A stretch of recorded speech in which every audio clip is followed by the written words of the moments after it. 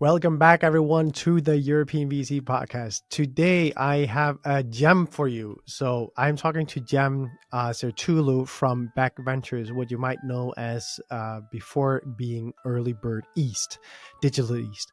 Cem and his team at Bek closed the $250 million fund just recently. And this episode, of course, follows up on that and talks all about Bek and the source of their success, the edge that they have in the what they call the dynamic Europe market. So that is basically Eastern Europe and Central Eastern Europe. In this episode, we dive into everything about the edge behind Bek, as well as, of course, why Cem does not believe that venture scales and why he has had to rethink his stance on GP commits. I really hope you'll enjoy this episode as much as I did making it. Here's a few words from our beloved sponsor. This episode is brought to you in partnership with 0100 Conferences, which organizes intimate networking events connecting LPs and GPs in private equity and venture capital firms across Europe. A more legitimate setting makes it easier to stand out, get noticed, and leave a lasting impression. Don't miss the opportunity to engage in highly effective networking with investors focused on the DACH region. Their upcoming event, 0100 DACH, will take place in Vienna from February 18th to the 20th at Hotel Savoyen, Vienna. Attendees will include LPs and GPs like Boulderton Capital, Lennartz & Co., KfW Capital, and many more. Whoa! Thank you. Save the date.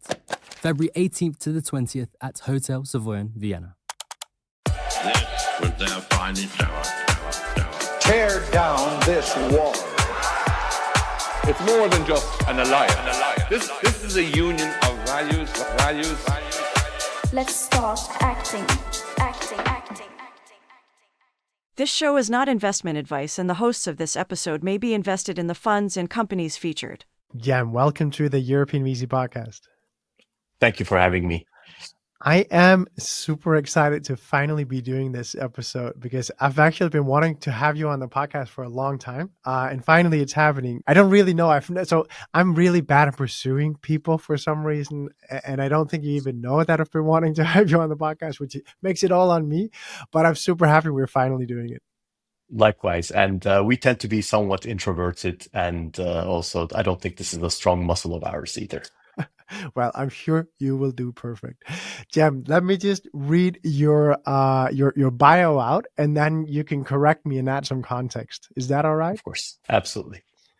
All right, Cem, you are the managing partner of Bek Ventures, which everyone would know as Early Bird Digital East from earlier.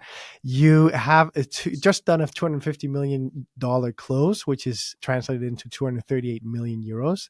And you have a total AUM of $610 million. You're headquartered you have offices in New York, London, and Istanbul, and your funds are, of course, domiciled in Luxembourg, as so many others. You typically invest at seed and Series A, and you're investing in what you call dynamic Europe. So that is Central and Eastern Europe in founders with global ambitions. You're vertically agnostic, and you have been an early bagger of multi-billion-dollar outcomes such as UiPath, Payhawk, Peak, and those are, of course, the first unicorns in Romania, Bulgaria, and Turkey, respectively. What an incredible track record. What did I get wrong? Fantastic. I don't think you got anything wrong, and summarized it very, very well. So, I'm very much looking forward to sharing more of our story. We're very excited. And let's start on that. I, for one, didn't know too much about you. So now let me ask you, the person behind, who are you? Where do you come from, so to say? Of course. I'm a founder turned investor. I'm Turkish. I was born and raised in Istanbul, studied in the US, and after a few years as a management consultant, I started my first company in New York back in 1999, probably the worst time in history to start a tech company, and which taught me quite a bit. We, of course, as we were just getting up and running, we hit the crash, the dot-com bust pretty hard back in 2000. We survived, ultimately did well, had a nice exit, and I decided to move back home without really any plans about what I wanted to do next in 2005, and moved back to Istanbul with my family. Through that move, I started to meet young, mostly consumer tech businesses in Europe, including in Turkey and the region. And I started to get excited about where those companies were in context to how I observed the consumer internet landscape develop maybe about a decade earlier in the US. And this was a time where there was absolutely no startup capital in the region. And thanks to my exit, I kind of emerged as an accidental angel investor into these companies. And I was very lucky. Some of the first checks I wrote, some of the first companies I got to partner with turned out to be the biggest outcomes in the region. And that was my step into my role as an investor for the first time. The process taught me a lot for the following 5 years until about 2011. I was a solo operator, bringing my own capital into backing some of these companies and syndicating to friends or sometimes small institutions to join me on these investment rounds. Along the way, I learned quite a bit about the differences between thinking about investments as a portfolio as opposed to distinct single investments. I learned about what it means to not have reserves when some of these companies require further backing, and of course, follow-ons on the opposite side of that equation.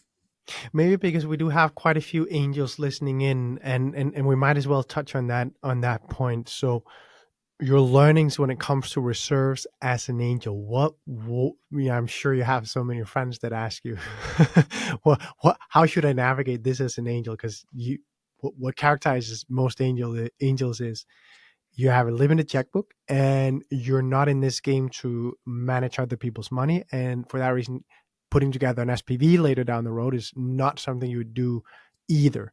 So what do you typically advise on this reserves and portfolio model side? It has a lot to do with the landscape. In an environment where you feel a company that is still cash burning but headed in the right direction can get follow-on funding at fair terms out in the marketplace. In that case, I think, and I would put Silicon Valley in this bucket, New York for sure, perhaps even London, Berlin, Stockholm, some of the more mature startup hubs. I don't think you have to worry about reserves as an angel investor. However, back 10, 15 years ago in the geographies I was investing in, such as Turkey, I made a few investments in Russia, the Gulf region. You couldn't take this for granted. And almost every investment that I made were into companies that were still cash burning. And we realized that the moment the needs of the company go above $5 million or so, there was no source of funding that was allocated or focused on these regions. So you either had to go to the hubs that I was talking about earlier, such as Silicon Valley, and convince growth investors who might not really be attuned to the nuances of some of these regions I'm talking about. But if you can't convince them, that the companies would go out of business. And that was actually one of the strongest motivations for me to decide that maybe I wanted to raise a fund so I could maybe control the destiny of my portfolio a little bit better, not be really so dependent on the insights that I can transfer onto follow-on investors about why we thought these companies would deserve, the follow-on check that we were trying to source for them. You said specifically back then, this was the case in dynamic year, to use your nomenclature. Where do you see it being today? Would you still advise? Or would you say not? If you have a good company that catches the least bit on fire? No, I would. Yeah, if I were to generalize about the region, I mean, of course there are exceptions. Estonia is a very well-served market, but the rest of our sourcing region, as you mentioned, we try to focus our investment effort on talent that's rooted in what we call dynamic Europe, which is the Central and Eastern European countries, Turkey, Greece, to add to that list. And we're very big fans of the talent base in this part of the world. Now, most of the companies we back are global companies, so they're typically headquartered in other usually Western hubs to be closer to their end customer, perhaps their exit market, but the technical talent base is usually closer to back home for the founders, and where they have a competitive advantage in sourcing talent. So for most of these types of companies, still to this day, the region is extremely underserved. There is probably order of magnitude too little capital focused on the anything that starts with Series A. I would say at the pre-seed and seed stages, the hubs are now well formed enough that there are a lot of high quality seed funds in each of these hubs. Also, that's been a great source of opportunity flow for us. Our relationship with these high quality upstream investors from us. But as soon as you get to Series A levels, where the companies start to need $10 million or up, the landscape is still quite starved when it comes to early stage VC. That is super important to hear from someone like you, I think, because it really isn't necessarily what you always hear from everyone. Like, there's a lot of people that say, well, capital is not scarce, it's not that much of a problem. But I think it's interesting to hear from you because it translated, what this means is that we do have good Series A companies dying along the way because they weren't able to raise capital, basically because they're outside of the main hubs. That's probably the case. I mean, as you know, we keep we keep investing in the region, but our fund sizes are capped at where we think the optimal size for a firm of our focus can bear. So that means we write 4 or 5 checks maximum per year. So and I can guarantee you there are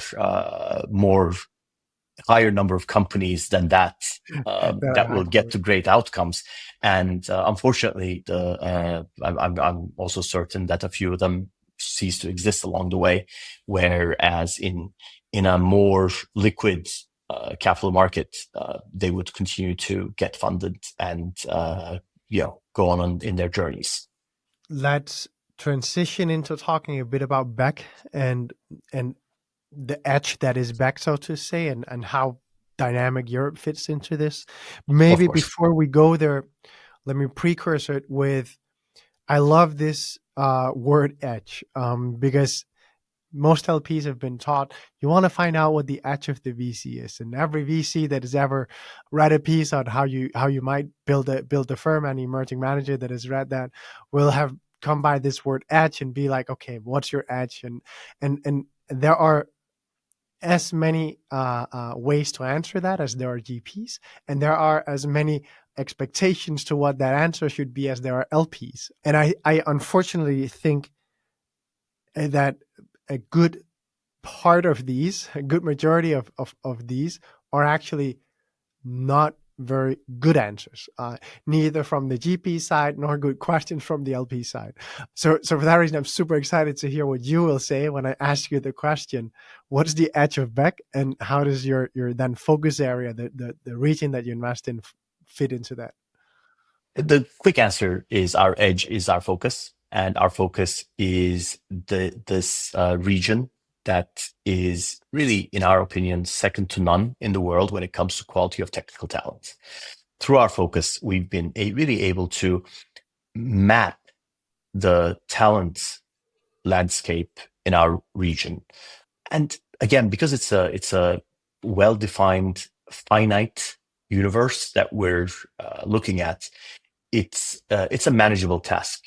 You can really keep an eye on talent movements in the region, and by doing that, you're able to get signal in terms of where extraordinary young companies might be emerging, because you spot them on this talent map, because an unknown, obscure company is starting to get activity that touches extraordinary people.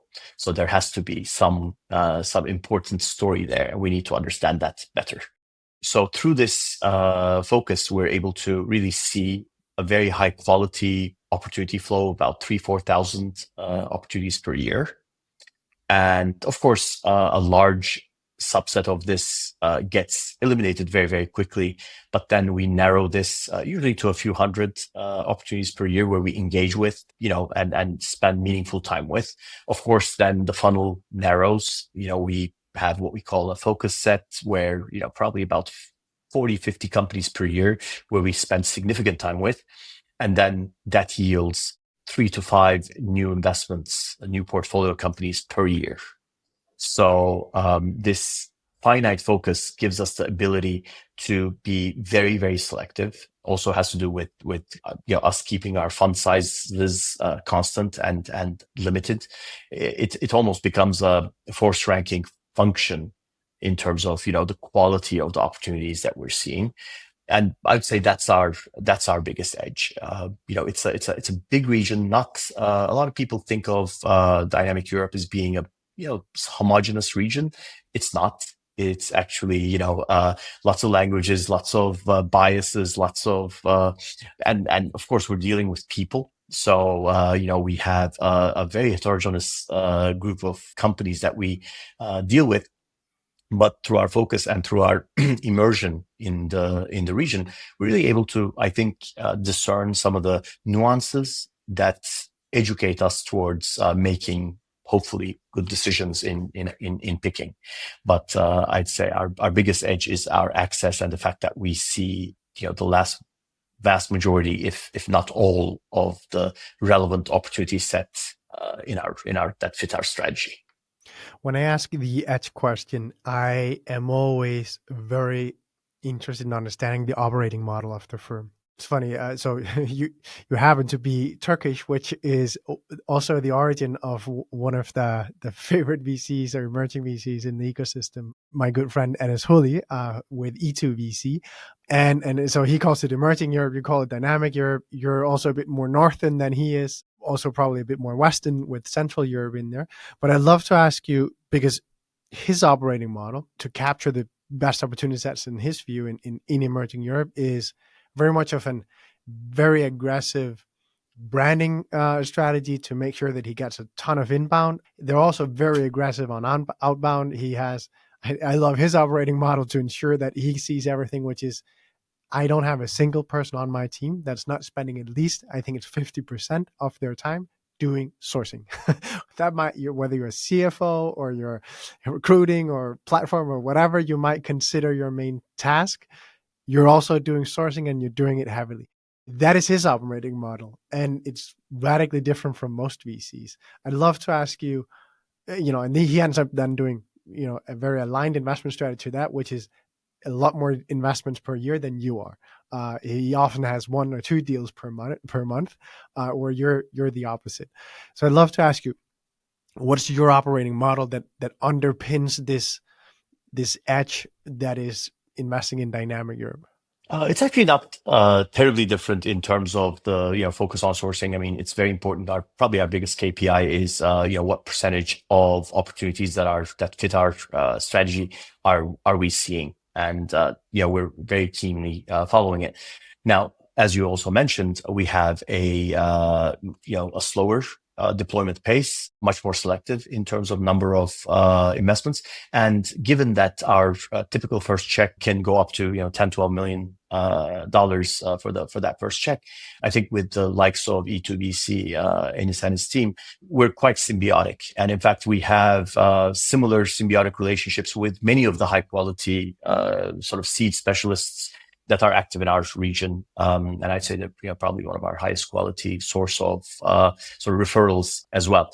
But again, our focus is a bit more on portfolio construction, ownership, the relationships that we're able to establish with our founders. We try to be and I know it's a bit of a cliche, but the closest board member to the founder, the first call when there's an important topic on the founder's month. But I think our experience does show us that we've done a very good job of occupying that space, sort of being top of mind with the founders as an aligned.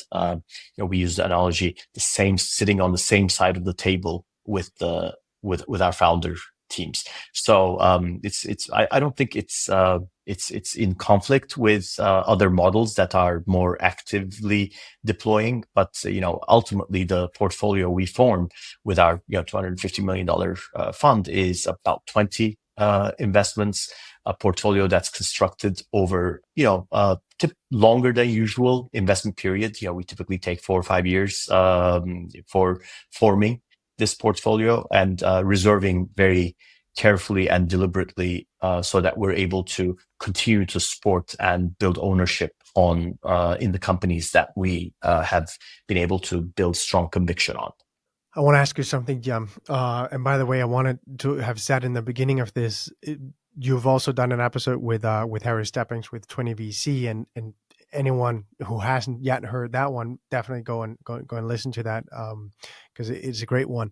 I want to ask you, because you've now built Bek and taken it out of the Early Bird brand, and I'd love to ask you, what are some of the core learnings when it comes to defining a firm and deciding on this is the identity that we want? As always, we have a ton of emerging managers and founding partners listening in, and you are one of the biggest leaders in our industry. So not asking you that question would be remiss. It's a great question. Thank you. We are, I think we hold a few somewhat contrarian beliefs. I mean, first of all, we do not believe early stage venture investing scales very easily. I think we're a bit old fashioned in that the way we've built our firm has been on an apprenticeship model. We have a largely homegrown team, very, very low turnover. And the coverage that we have for each of our portfolio companies is laddered, so that there's a succession model that's built into our relationships with many of our portfolio companies as well. With that belief that early stage venture doesn't scale today sits in contrast with many firms we're seeing who, especially those who've done well, and I would include us in that bucket with our performance.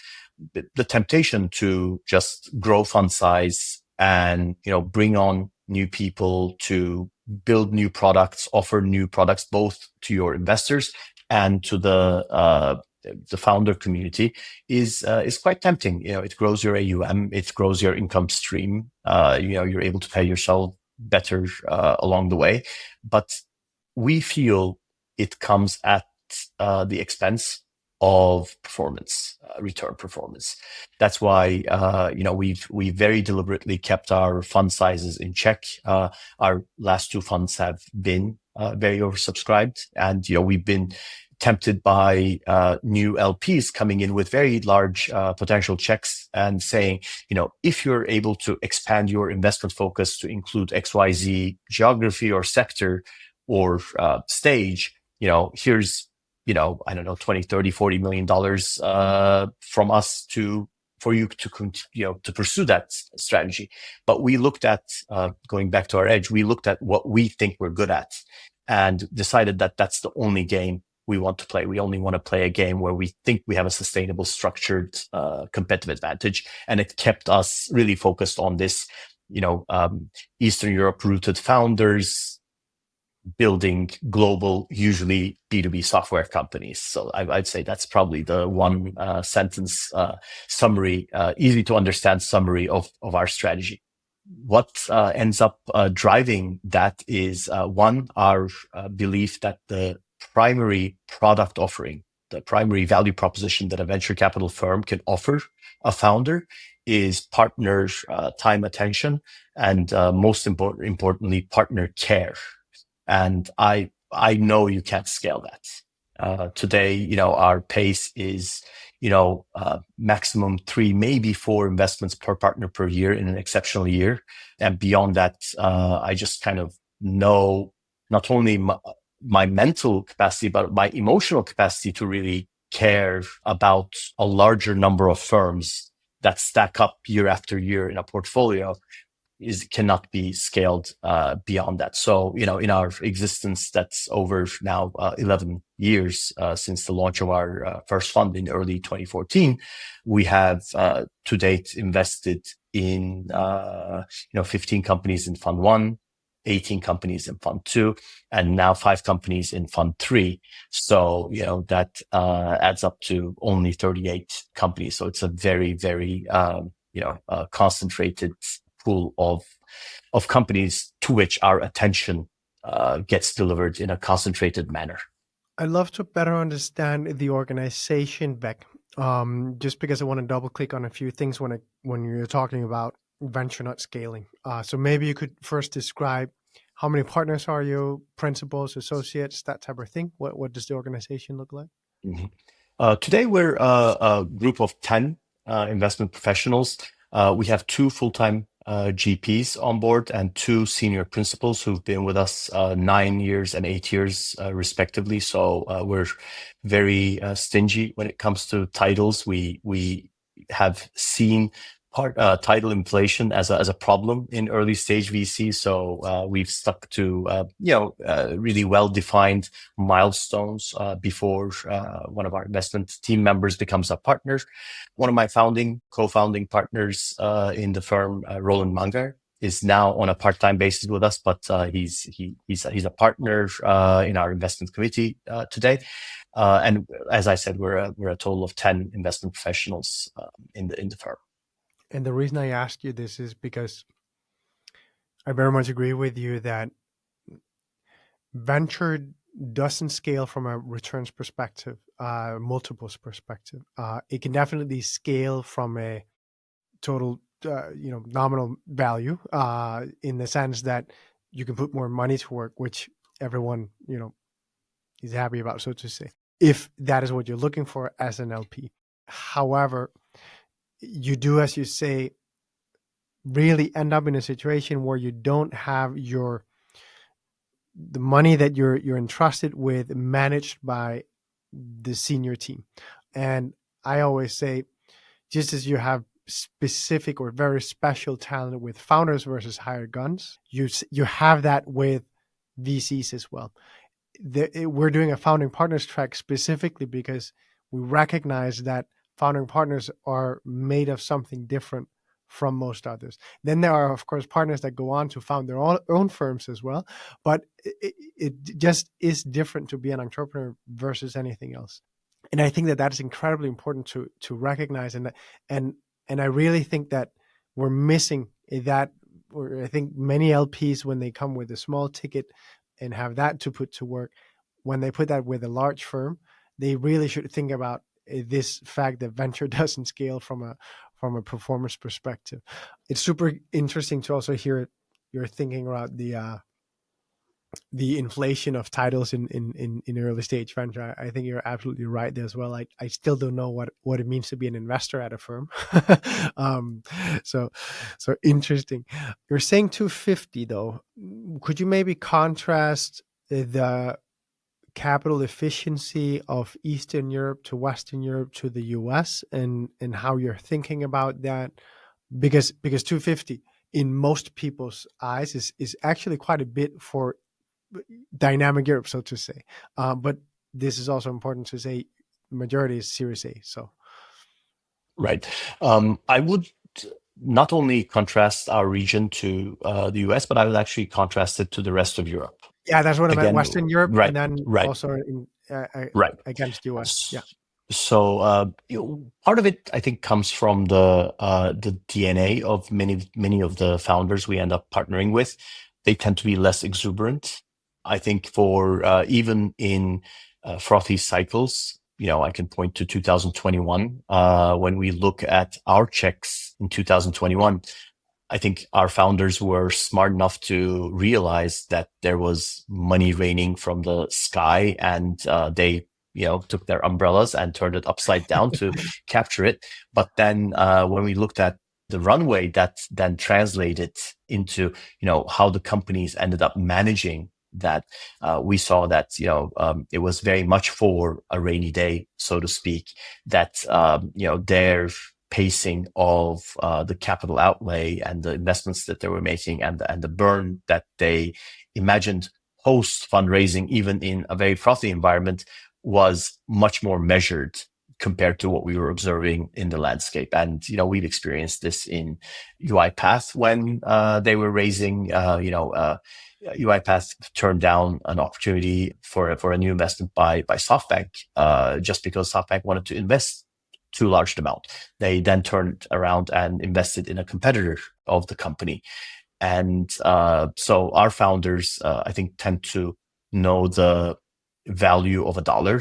They understand dilution. They understand the value of a strong runway, and the value of being default alive when the tide turns and when the capital pulls off and the market goes into a risk-off mode. So I think it really usually tends to do with the exuberance that we find in a typical founder team in our region.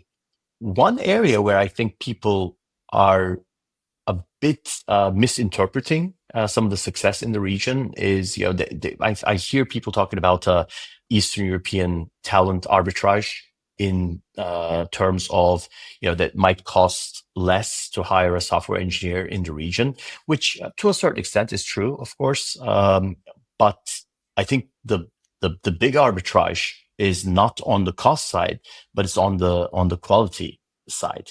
What we're seeing in our portfolio is, especially for a team that's building a global contender, the aspect of pride in joining a team from your home country, from your neighborhood, with your peers, maybe that since you've known from high school or university years, that drive is quite strong. So we'll see the top software teams in one of the hubs that our companies operate in. They'll come and join one of our companies, sometimes at a lower compensation level, rather than going to work at Google or Meta, where you're one of thousands, and you become a part of a team that is creating something extraordinary in your hometown, which perhaps doesn't have that many previous examples of this. So there's quite a bit of motivation and pride. Yeah, I was about to say this. We might even, so in Europe, we tend, at least in Denmark, that's very much what I see, that we don't like the word patriotism. What I've seen when I've been traveling in Eastern Europe is it's very patriotic people, and that is a great thing. And that is exactly why you want to join a local startup and help build the next big UiPath success, rather than take a higher salary and go and do something for Google. Yeah, I'd say it's the right type of patriotism. I think this is the right type of input where you're, attracting direct investment into your region, creating a bit of a role model, and ultimately also then contribute literal outcomes that then flow back to your home country. And we've also then seen examples of some of these success stories spawn many new startups, because everybody who's then been a part of that journey is now more optimistic about their capabilities to maybe do something similar. So, we find ourselves backing alumni of our now, Fund 1 and Fund 2 companies, and that feels great. Yeah. Cem, being so heavily oversubscribed, you have, I'm sure, at least you would have had the ability, I don't know whether you've decided to go down that path, but you will likely have had conversations, very meaningful, in-depth conversations with some of the very best LPs on the planet. And for that reason, I'd love to ask you about your insights from them when it comes to looking at both Europe and Eastern Europe, maybe in particular Eastern Europe, because that is something that I think most never get the opportunity to. First of all, the region is a bit misunderstood. As I explained before, even though we source and seek out opportunities that is geographically defined, the companies we invest in tend to be global companies. So when I look at our Fund 1 and Fund 2 portfolios, they're actually global portfolios. If an potential LP, is not terribly familiar with this type of investing model, I'll take a sidebar. One motif that we've noticed is LPs who have had experience investing into Israeli VCs get what we're talking about, because I think Israel has now had a very long track record of producing locally built but global outcome companies in the tech landscape, and many of our portfolio companies are similar. However, if a LP is not really experienced with this type of model, where a geography is producing global outcomes, we find ourselves facing and answering many questions around the macro risks, and what about currency, what about inflation, what about geopolitical risks.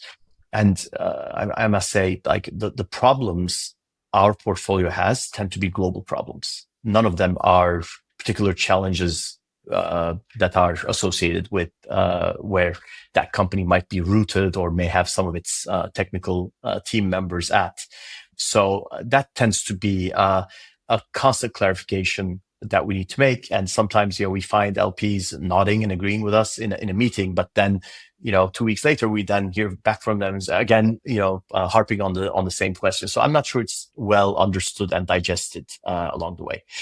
In terms of insights, I think of course, our returns have been a big factor in our fundraising success across the two funds, and but I feel what resonates very strongly is our continuity and discipline. The fact that we are not diverting from our strategy. By the way, this is not an outcome of habit. I mean, we're not continuing to focus on this particular opportunity just because that's what we've always done. Very deliberately, we challenge, is there still an opportunity here for the type of returns that early stage venture investor needs? If we're able to answer yes to that question, then our ongoing strategy is a continuation of what we've seen to be a very effective strategy. Maybe as a tip for anyone out there fundraising, I think showing that you're sticking to what you said you would do becomes very, very critical. And we raised Fund 2 at a time where Fund 1 outcome was not as spectacular as it looks right now. So I think the ability to open our Fund 1 deck and show to our Fund 2 investors that what we did across the 15 investments in Fund 1 maps very, very closely to what our initial strategy outlook would suggest. I think that has been a big advantage for us. I always applaud Seedcamp for publishing their pitch deck, right? Because and it's the exact right thing to do. And so funny when I talk to emerging managers, where they will almost like try and hide parts of their track record, like early on in the process, because or underplay it because it's not on thesis or whatever. And I was like, well, this is in the end what we underwrite. We are going to dive very, very deep into it. And you might as well, show us all of it from the beginning, because it's going to be there and it's going to be drilled into us. So better not to lose trust in maybe not being as forthcoming with it. So I think you're absolutely right there. I could also imagine, I don't know, but I could imagine that you had stuff even in your deck or clearly in your data room showcasing exactly that. That you do what you say you do. Of course. And to me, that's very critical. And I want to double click on another thing, but just to restate it for everyone to really remember it. I think it was an incredibly important point that you made when you said LPs with experience investing in Israel are likely better targets or good targets for investing in Eastern Europe or dynamic Europe, or maybe even just Europe, because for many LPs, just Europe is a bit exotic. So for that reason, that is quite a learning. And there are a ton of US LPs that have invested in Israeli funds. So interesting to know that's a sourcing filter. Now, Cem, I want to ask you about another statement, and we actually touched on in the beginning, and I think it was before we hit record, and that was, you very much believe that a bit too many VCs have maybe forgotten how to be quiet. Yes. So we made this part of our identity in Beck, where we finally now say, we're the quietly provocative or quietly thought provoking venture capital firm. VC has become very publicly followed industry, which is a bit strange. I think it is because there's been so much value, financial value created in venture capital, and the press likes it, the public likes it, lots of zeros. So today you have a world where names of venture capitalists are household names. I mean, some of them are celebrities, and now they're going into politics and influencing perhaps election outcomes. So that's a strange phenomenon. I don't think what we do is that fascinating or exciting to the general public, and that has then created this weird, I'd say, incentive or motivation to be very loud in making proclamations about how things work, or aphorisms, or just trying to summarize very complex outcomes or figures with very simplistic formulaic explanations, which I usually find really miss the mark, or are misunderstood. And as a part of this, I mean, as you know, we're the only asset class where the asset chooses the investor. You can, as a public markets investor, you can go to Robinhood and click on Apple and buy Apple shares. But I cannot just go and click on Payhawk and become a Payhawk shareholder. Payhawk founders need to agree with me that they would like to have us on the journey with them. So with that, this adding value becomes almost a competitive topic. And as a result, we see many investors out there almost flailing to demonstrate that they're able to add value. And we think the wrong way to do that is to be terribly vocal and chime in on every topic, whether you're confident in what you're about to say or not so confident, or whether it's really fact-based or purely opinion-based. And it's distracting to founders. So we think that our job is to get to know our portfolio companies intimately, prepare obsessively, but then really choose the topics where we need to lean in and be assertive, and make sure that our point gets across in any of the conversations. And a lot of times that topic is picked by the founder because that's where they need the most input. That's where we try to be.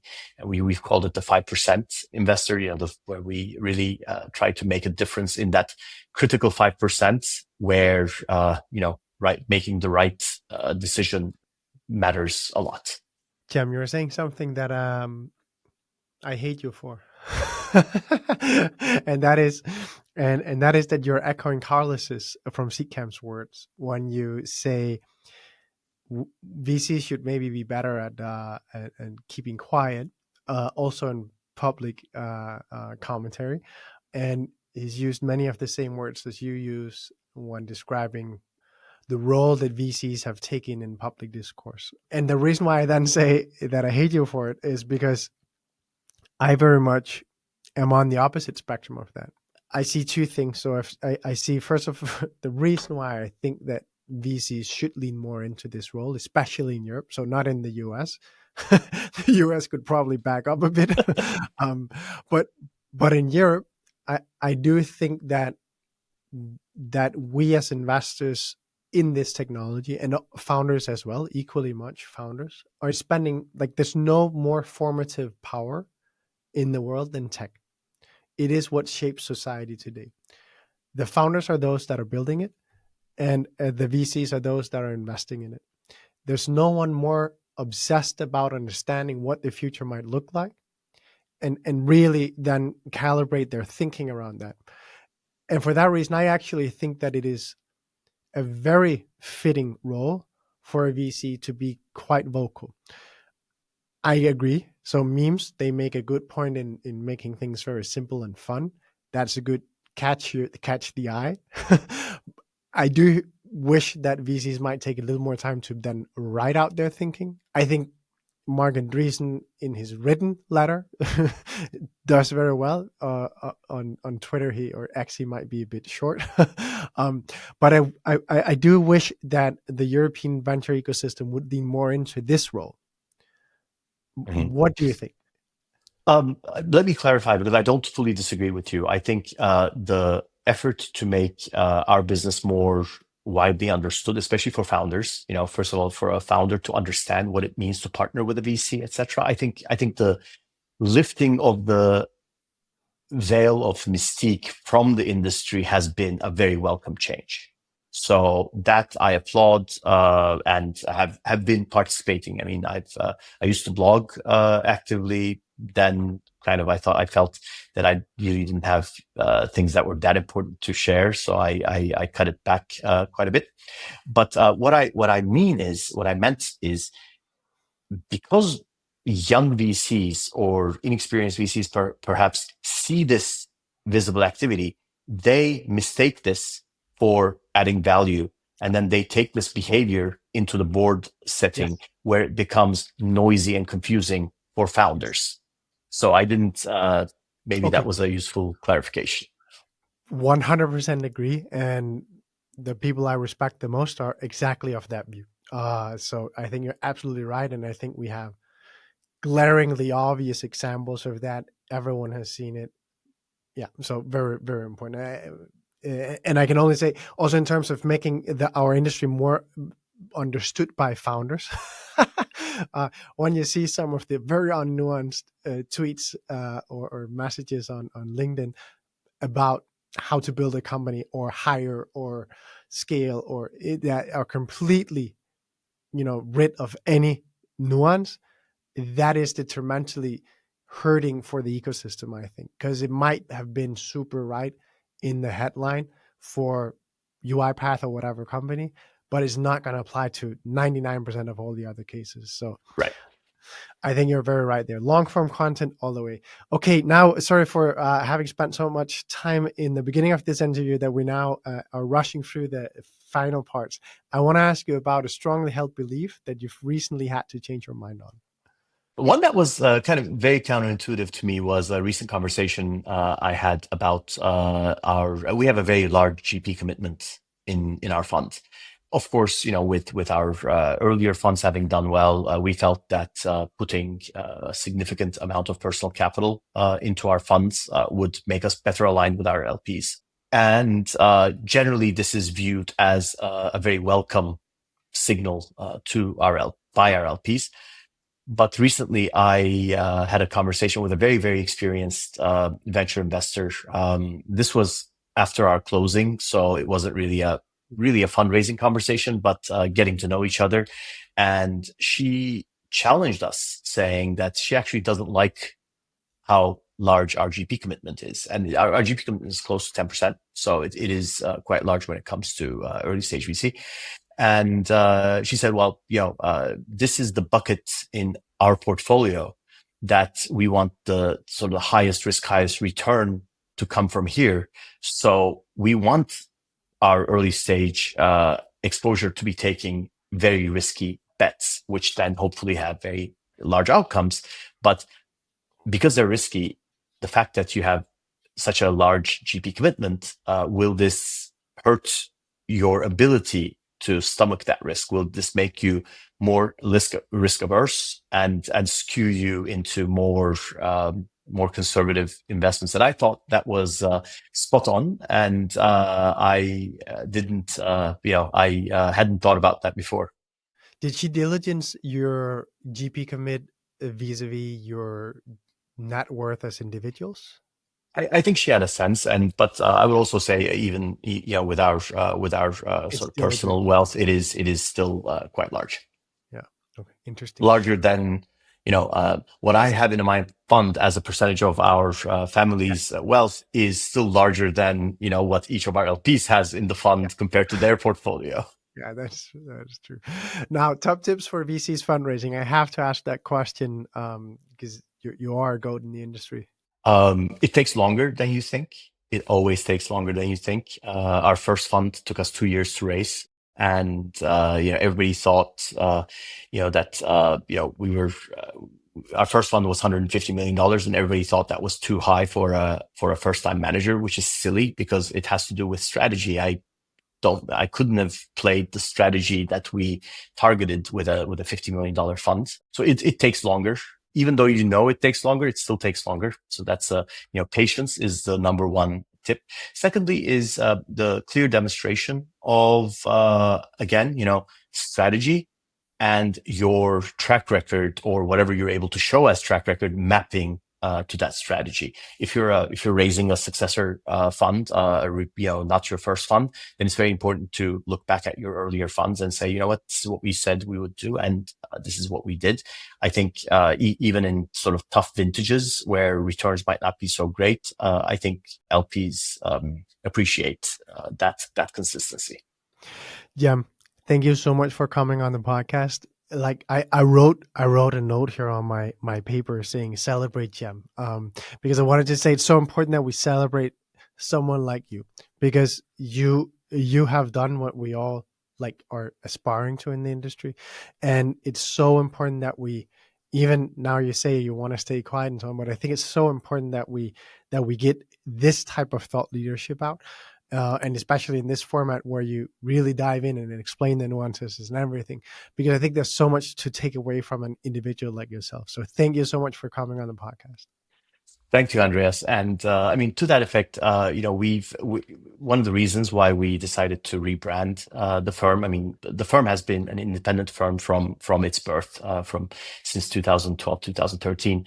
But we ended up changing the name on the door.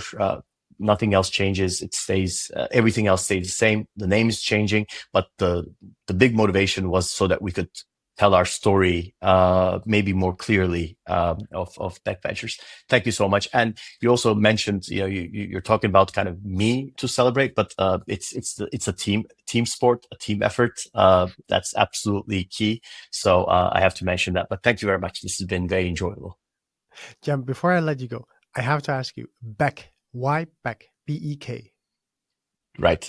So we come from a part of the world where a lot of our names are difficult to spell and pronounce. So our primary criteria was that it's short, easy to read, easy to write. You can't mispronounce it. So with all of those, Bek was a clear winner. It was actually recommended by one of our team members, and then once we heard it, everybody came together around it. So it doesn't have a meaning.